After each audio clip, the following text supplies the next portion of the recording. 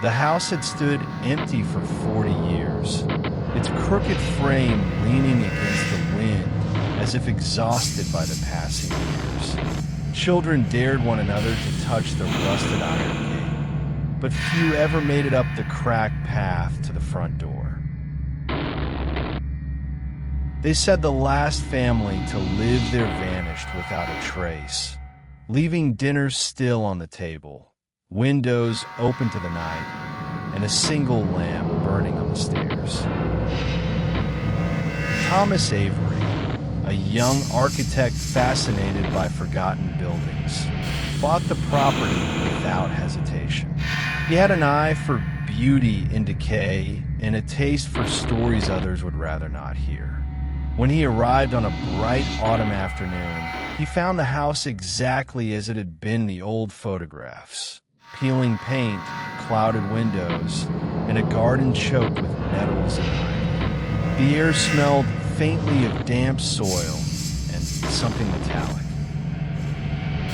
That first evening, he wandered through the dust-choked halls, brushing cobwebs from picture frames and admiring the molded ceilings. The grand staircase curved like a sleeping serpent, and faded wallpapers hinted at once vivid floral patterns. In some rooms, he swore he heard the faint shuffle of feet. The house creaked and sighed as if aware of his presence. By candlelight, he could almost imagine the house alive again, filled with laughter and warmth. He slept in the parlor that night, wrapped in his coat. The dreams came almost immediately. He dreamt of endless corridors stretching into darkness, their walls lined with tall mirrors. In each mirror stood a stranger, pale, hollow-eyed, and silent, but never his own reflection. One by one, they began to raise their hands, pressing them against the glass as if trying to step through.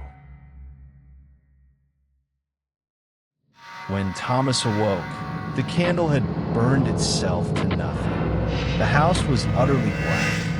For a moment, he could not tell if his eyes were open or closed.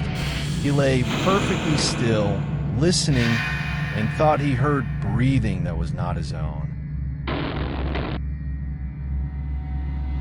The second day passed with little incident. He explored the attic and discovered boxes of brittle newspapers, yellowed letters, and children's drawings, stick figures in black crayon beneath a jagged sun. One page showed the house itself, windows filled with crude faces. That night, he heard it, a soft knocking somewhere upstairs. He called out, thinking perhaps a shutter had blown loose, but the sound stopped the moment he spoke. He tried to sleep, but the knocking returned, closer this time, from behind the bedroom wall. On the third night, the whispers began. They leaped from the walls in the dark, a soft murmur of many voices overlapping, sometimes laughing, sometimes sobbing. He could not make out words, except for a faint, recurring phrase, stay. Exhausted, Thomas sat up in bed and called into the darkness, asking what they wanted. The house fell silent then, but the stillness was worse than the whispers, like being watched. The next morning, he found handprints on the walls, small, like those of a child, streaked in black as though pressed into soot. He scrubbed them away, but by evening they had returned, multiplied, covering the halls and the stair banister. That day he visited the village for answers, but the locals only shook their heads. One old man muttered, "The house chooses who it keeps." That night, the storm arrived. Rain lashed the windows, and wind howled down the chimney. Lightning illuminated the parlor in violent flashes. Thomas sat in the middle of the room with a lantern, the shadows dancing like millions. The knocking began again, rapid, frantic, directly behind him. He pressed his ear to the panel and heard a child's whisper, less out.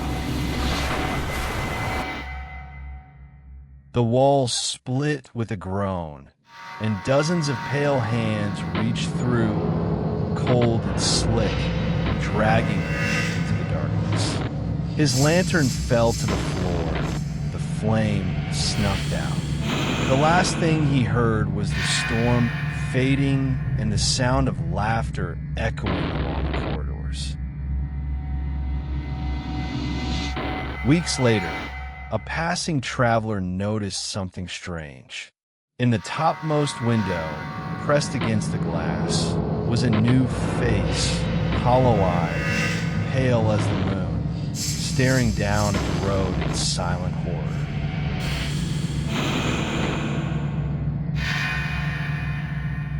Thank you for watching. Please like and subscribe.